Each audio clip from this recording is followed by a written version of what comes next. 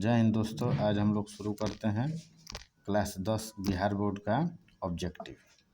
ठीक, ये कौन सा है? हमारी अर्थव्यवस्था। अर्थव्यवस्था का पहला चैप्टर है अर्थव्यवस्था एवं इसके विकास का इतिहास। इसमें टोटल आपको 41 क्वेश्चन है, जो प्रोबेबिलिटी संभवतः इसी में से पूछेगा। ठीक, तो हम लोग शुरू करते हैं।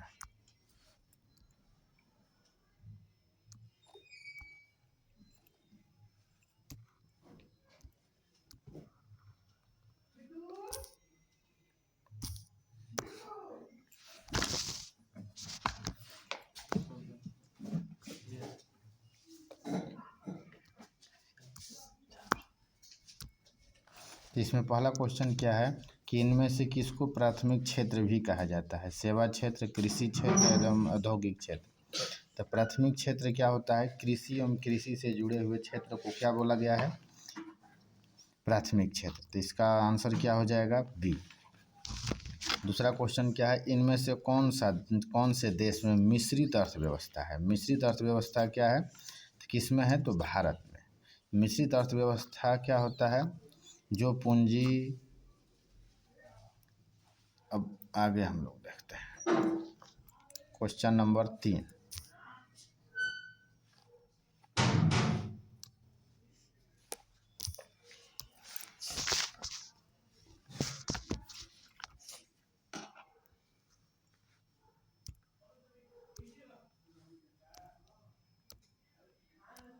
क्वेश्चन नंबर 3 क्या है? तो भारत में योजना आयोग का गठन कब किया गया था? योजना आयोग का गठन 15 मार्च 1950। Question number 4। जिस देश का राष्ट्रीय आय अधिक होता है वह देश कहलाता है कैसा देश? तो विकसित देश। ठीक, अगला क्वेश्चन क्या है? Question number 5। क्वेश्चन नंबर 5 क्या कहता है कि इनमें से किसे पिछड़ा राज्य कहा जाता है? तो बिहार। सी, ऑप्शन सी क्या है? बिहार। Question number 6। शेयर बाजार की नियामक संस्था कौन सी है? यानी शेयर बाजार को कंट्रोल कौन सी संस्था करती है? तो एक आंसर हो जाएगा का SEBI, option B. Question number 7। Bharat में किस राज्य के प्रति व्यक्ति आय सबसे कम है? तो बी, ए बिहार हो गया। प्रति व्यक्ति आय सबसे कम है किसका? बिहार का। Question number 8। भारत में नीति आयोग की स्थापना हुई। तो नीति आयोग की स्थापना कब हुई? तो 2015 में। ठीक, क्वेश्चन नंबर 9 क्या है? मिश्रित अर्थव्यवस्था का राष्ट्र। तो पिछले क्वेश्चन पीछा भी एक क्वेश्चन आया था कि मिश्रित अर्थव्यवस्था किसको कहा जाता है? ठीक, तो मिश्रित अर्थव्यवस्था हो गया अपना भारत। देखो, फिर है योजना आयोग के सदस्यों की संख्या होती है कितने? तो 8। योजना आयोग तो अब है नहीं, पहले होती थी। कितनी? तो 8। Question number 11। भारत में जीवन यापन का मुख्य साधन, बिहार में जीवन यापन का मुख्य साधन क्या है? तो कृषि है। देश में सब्जी के उत्पादन में बिहार का कौन सा स्थान है? तो दूसरा स्थान है। ठीक, अब हम लोग देखते हैं क्वेश्चन नंबर 13।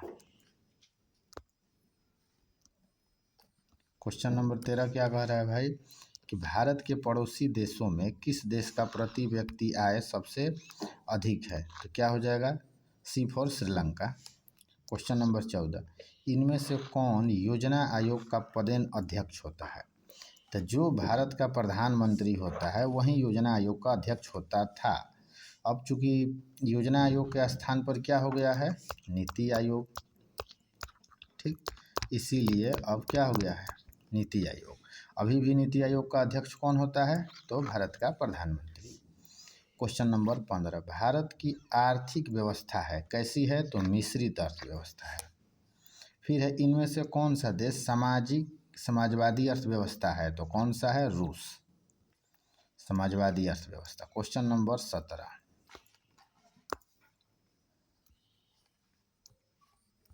क्वेश्चन नंबर 17 क्या कह रहा है कि समयक विकास की प्रक्रिया संबंधित है उच्च वर्ग से, निम्न वर्ग से, ऑप्शन सी सभी वर्ग से, ऑप्शन डी इनमें से कोई नहीं। तो समयक विकास का मतलब होता है कि जिसमें सभी का विकास शामिल हो। तो चाहे उच्च वर्ग हो चाहे निम्न वर्ग, यानी ऑप्शन सी हो गया। क्वेश्चन नंबर 18, गरीबी कैंसर रोग की तरह है, किसने कहा था? तो अर्थशास्त्री कुजनेफ ने क्या कहा था कि भाई गरीबी क्या है, कैंसर की तरह है जो कभी भी समाप्त नहीं होगी। अब हम लोग देखते हैं क्वेश्चन नंबर 19। ठीक, तो क्वेश्चन नंबर 19 क्या कह रहा है कि किस क्षेत्र को द्वितीयक क्षेत्र, द्वितीयक क्षेत्र क्या होता है? उद्योग धंधा वाला। प्राथमिक क्षेत्र क्या होता है? कृषि। तृतीयक क्षेत्र क्या होता है? सेवा। तो हमारा क्वेश्चन क्या है कि द्वितीयक क्षेत्र क्या कहलाता है? तो उद्योग धंधा। क्वेश्चन नंबर 20, 11वीं पंचवर्षीय योजना की अवधि क्या है? तो 2007 से लेकर 2012 तक 11वीं पंचवर्षीय योजना। क्वेश्चन नंबर 21, किस देश को तृतीयक क्षेत्र कहा जाता है, या किस क्षेत्र को? तो सेवा क्षेत्र को तृतीयक क्षेत्र, कृषि क्षेत्र को प्राथमिक क्षेत्र और उद्योग धंधा को द्वितीयक क्षेत्र। क्वेश्चन नंबर 22, एक अर्थव्यवस्था का सृजन होता है किन किन से मिलकर? प्राकृतिक संसाधनों से, भौतिक संसाधनों से, मानवीय संसाधनों से। तो हमारा ऑप्शन क्या हो जाएगा? इनमें से सभी से। चाहे प्राकृतिक संसाधन हो, भौतिक संसाधन हो या मानवीय संसाधन हो, सबको मिलाकर क्या होता है? एक अर्थव्यवस्था का सृजन होता है। क्वेश्चन नंबर 23, राष्ट्रीय विकास परिषद का गठन हुआ कब? तो 1952 में राष्ट्रीय विकास परिषद का गठन। अब आते हैं हम लोग क्वेश्चन नंबर 24।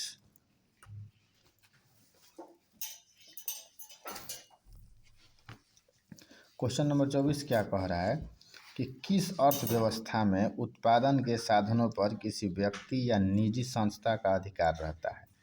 तो पूंजीवादी अर्थव्यवस्था में क्या रहता है? उत्पादन के साधन पर या किसी खास व्यक्ति या किसी निजी संस्था का अधिकार होता है। ठीक, समाजवादी अर्थव्यवस्था में किसका होता है? तो सरकार का।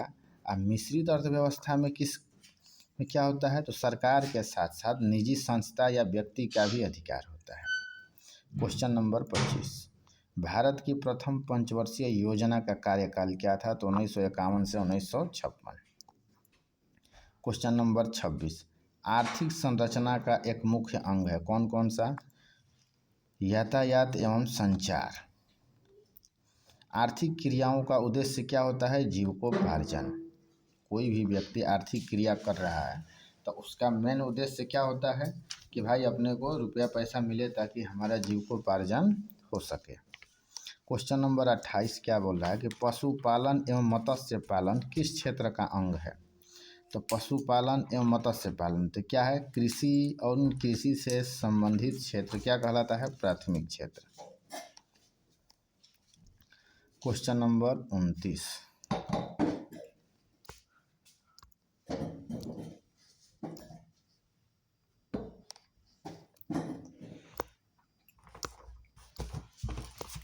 क्वेश्चन नंबर 29, निम्नांकित में से कौन सामाजिक संरचना का अंग है?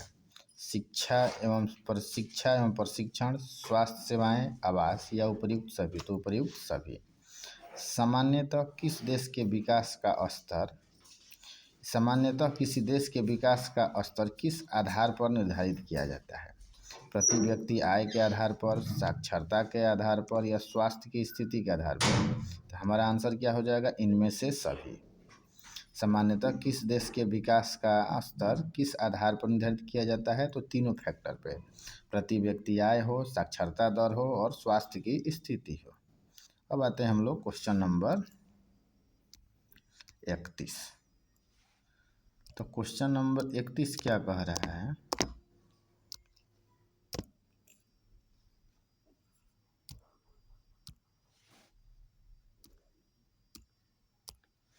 कि अर्ध विकसित देशों की कार्यशील जनसंख्या का अधिकांश भाग किस क्षेत्र में संलग्न रहती है? तो प्राथमिक क्षेत्र में।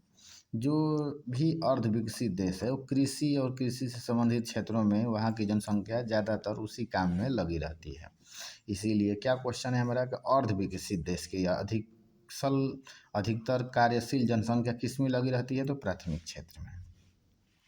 क्वेश्चन नंबर 32, निम्न में से कौन मिश्रित अर्थव्यवस्था की विशेषता है? निजी क्षेत्र और सार्वजनिक क्षेत्र दोनों को मिलाकर क्या बनता है हमारा मिश्रित अर्थव्यवस्था।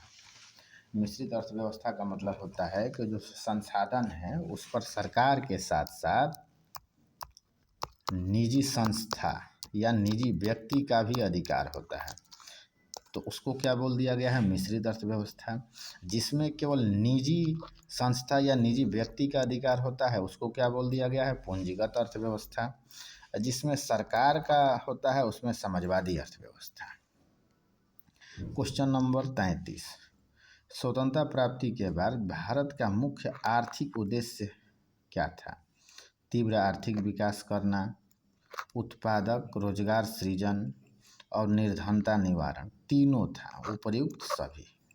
ठीक। क्वेश्चन नंबर 34 क्या कह रहा है?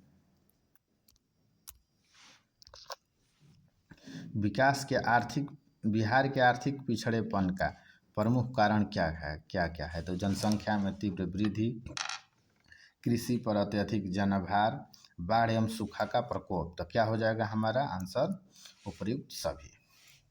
क्वेश्चन नंबर 35, क्या आर्थिक विकास की माप के लिए सबसे उपयुक्त सूचकांक क्या है? तो प्रति व्यक्ति आय से पता चलता है कि किसी भी क्षेत्र में रहने वाले लोगों का आर्थिक विकास कितना हुआ है। क्वेश्चन नंबर 36, बिहार के जमशेदपुर में लोहा एवं इस्पात के कारखानों की स्थापना हुई थी, कब? 1907 में। क्वेश्चन नंबर 37 क्या है कि निम्नांकित में से कौन सा देश विकसित अर्थव्यवस्था का उदाहरण है? तो अमेरिका है क्या विकसित अर्थव्यवस्था। क्वेश्चन नंबर 38, विश्व पर्यावरण एवं विकास आयोग की स्थापना हुई थी 1983 में। विश्व पर्यावरण एवं विकास आयोग की स्थापना कब? 1983 में। 1983 में और घटना क्या हुआ था? भारत पहली बार विश्व कप जीता था। ठीक। आर्थिक समृद्धि का संबंध, तो आर्थिक समृद्धि का संबंध है दीर्घकाल से, न कि अल्पकाल से विकास नहीं, दीर्घकाल तक कितना विकास होता है। उसके बाद हम लोग देखते हैं क्वेश्चन नंबर 40 और 41, आर्थिक विकास का गैर आर्थिक कारक कौन है? तो प्राकृतिक संसाधन, तकनीकी विकास, सामाजिक संस्थाएं, मानवीय संस्थाएं। तो सामाजिक संस्थाएं क्या है? गैर आर्थिक कारक हैं किसी भी अर्थव्यवस्था के विकास का। क्वेश्चन नंबर 41 क्या है कि जीवन की भौतिक गुणवत्ता का सूचक क्या होता है? जीवन प्रत्याशा, शिशु मृत्यु दर या मौलिक साक्षरता। तो इसका आंसर हो जाएगा सभी। जीवन की भौतिक गुणवत्ता का सूचक क्या है? जीवन प्रत्याशा ज़्यादा होना चाहिए, शिशु मृत्यु दर कम होनी चाहिए और मौलिक साक्षरता भी अधिक होनी चाहिए। ठीक। अगला आपको इकोनॉमिक्स का MCQ का दूसरा वीडियो आपको चैप्टर वाइज मिलेगा।